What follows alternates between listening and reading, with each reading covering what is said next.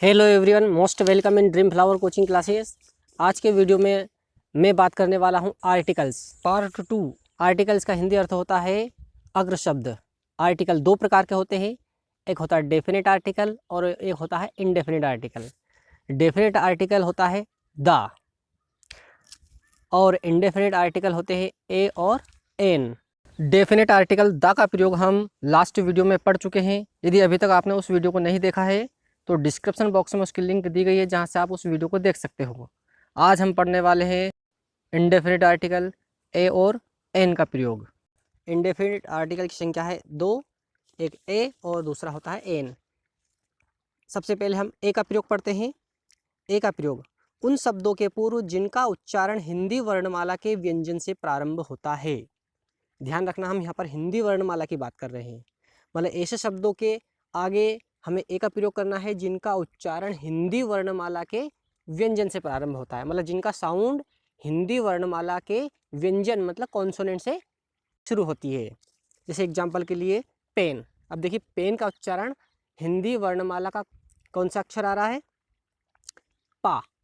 तो पेन का उच्चारण पा से हो रहा है, इसलिए इसके आगे हम ए का प्रयोग करेंगे। दूसरा है यूरोपियन। यूरोपियन के आगे पहला अक्षर ई आ रहा है, लेकिन हिंदी वर्णमाला की बात करें तो इसका साउंड या से हो रहा है। यूरोपियन, हम इसको यूरोपियन पढ़ रहे हैं, इसका साउंड या से निकल रहा है। इस कारण से इसके आगे हम ए का प्रयोग करेंगे। केट। केट का उच्चारण का से हो रहा है, इसका पहला अक्षर का आ रहा है, इसलिए इसके आगे ए का प्रयोग होगा। One rupee. वन रुपी में पहला अक्षर ओ आ रहा है, वो एक वोवेल है, स्वर है, लेकिन इसका साउंड हिंदी वर्णमाला के वा से हो रहा है। वा मतलब व्यंजन से हो रहा है, वन पढ़ रहे हैं हम इसको, इसलिए इसके आगे ए का प्रयोग होगा। नेक्स्ट है यूनिट। यूनिट में पहला अक्षर अंग्रेजी वर्णमाला का वोवेल मतलब स्वर है, लेकिन इसका साउंड हिंदी वर्णमाला के व्यंजन मतलब या से शुरू हो रहा है। जब हम इसको हिंदी में लिखेंगे तो यूनिट का पहला अक्षर या आ रहा है, इसलिए इसके आगे ए का प्रयोग होगा। आई होप ये सारे वर्ड्स आपको अच्छे समझ में आ चुके होंगे। अब हम नेक्स्ट आर्टिकल एन की ओर आगे बढ़ते हैं। अब हम सबसे पहले एन का प्रयोग देखते हैं कि एन का प्रयोग कौन से शब्दों के आगे होना है। उन शब्दों के पूर्व जिनका उच्चारण हिंदी वर्णमाला के स्वर मतलब वोवेल से प्रारंभ होता है, मतलब जिनका साउंड हिंदी वर्णमाला के वोवेल मतलब स्वर से प्रारंभ होता है, उनके आगे एन का प्रयोग करते हैं। आइए हम इसे कुछ एग्जाम्पल से समझ लेते हैं। जैसे एग्जाम्पल के लिए एप्पल। अब एप्पल का पहला अक्षर अंग्रेजी में ए है और हिंदी वर्णमाला में इसका अगर मान लो हम साउंड देखें तो ए आ रहा है, मतलब स्वर से इसका प्रारंभ होता है, तो इसके आगे हम एन का प्रयोग करेंगे। इसको अच्छे समझने के लिए आपको क्या करना है, कोई सा भी वर्ड हो उसको हिंदी में लिख के देखना है। आपको ये देखना है कि उसका पहला अक्षर वोवेल या फिर कॉन्सोनेंट है, मतलब स्वर है या फिर व्यंजन है। यदि स्वर होता है तो हम उसके आगे एन का प्रयोग करेंगे, और यदि वो व्यंजन होता है तो हम उसके आगे ए का प्रयोग करेंगे। नेक्स्ट वर्ड है एलिफेंट। एलिफेंट का पहला अक्षर ई आ रहा है, लेकिन इसका हिंदी साउंड ए से शुरू हो रहा है। ए हिंदी वर्णमाला का एक स्वर है, इसलिए इसके आगे हम एन का प्रयोग करेंगे। एन एलिफेंट है। नेक्स्ट वर्ड है इंकपोट। इंकपोट का पहला अक्षर आई आ रहा है, लेकिन इसका हिंदी साउंड ई हिंदी वर्णमाला का ई मतलब स्वर है, इसलिए इसके आगे हम एन का प्रयोग करेंगे। एन इंकपोट। नेक्स्ट वर्ड है ऑरेंज। ऑरेंज का पहला अक्षर ओ आ रहा है, लेकिन इसका हिंदी साउंड ओ से शुरू हो रहा है, मतलब हिंदी वर्णमाला का पहला अक्षर ओ है, इसलिए हम इसके आगे एन का प्रयोग करेंगे। N orange. नेक्स्ट वर्ड है अम्ब्रेला। अम्ब्रेला का पहला अक्षर यू आ रहा है, लेकिन इसका हिंदी साउंड आ से शुरू हो रहा। आ क्या है? स्वर है, इसलिए हम इसके आगे एन का प्रयोग करेंगे। An umbrella. नेक्स्ट वर्ड है एम ए।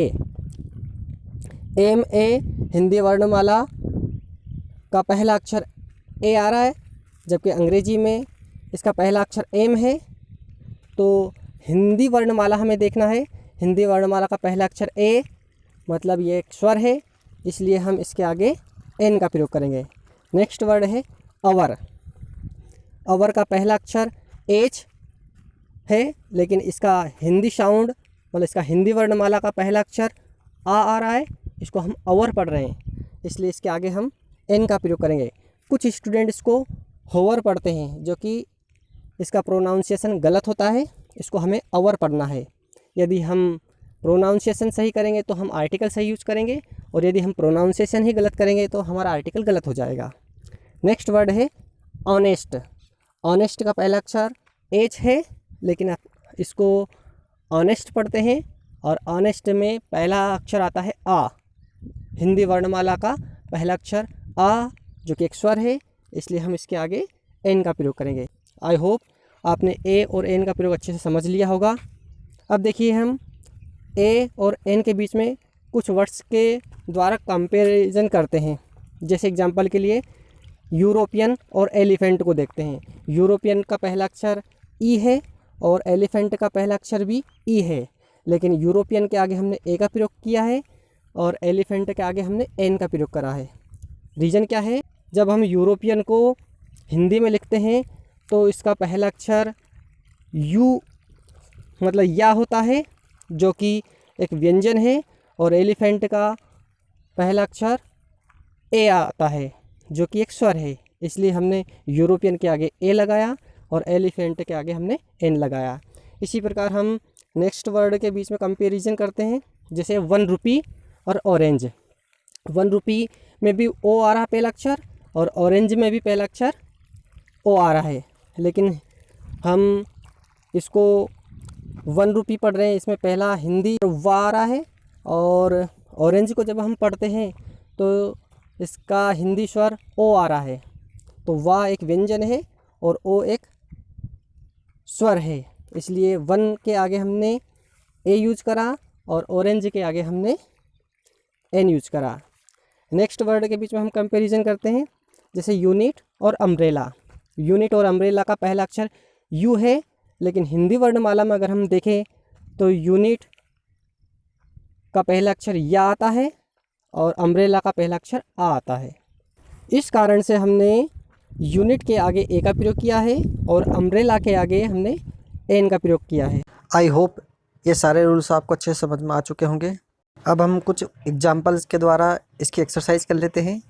जब तक हम इसकी एक्सरसाइज नहीं करेंगे तो ये हमें अच्छे से समझ में नहीं आएंगे, लेकिन वीडियो काफ़ी बड़ा हो चुका है, इसलिए इसकी एक्सरसाइज हम नेक्स्ट वीडियो में करेंगे।